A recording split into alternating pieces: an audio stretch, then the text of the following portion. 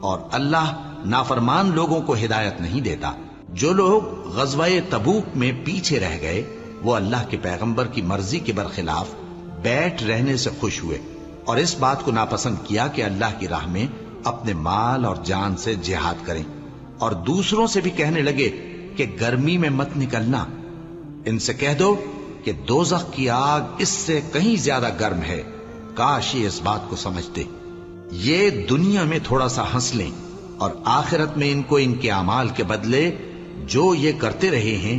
بہت سا رونا ہوگا۔ پھر اگر اللہ تم کو ان میں سے کسی گروہ کی طرف لے جائے اور وہ تم سے نکلنے کی اجازت طلب کریں تو کہہ دینا کہ تم میرے ساتھ ہرگز نہیں نکلو گے اور نہ میرے ساتھ مددگار ہو کر دشمن سے جنگ کرو گے۔ تم پہلی دفعہ بیٹھ رہنے سے خوش ہوئے تو اب بھی پیچھے رہنے والوں کے ساتھ بیٹھے رہو، اور اے پیغمبر ان میں سے کوئی مر جائے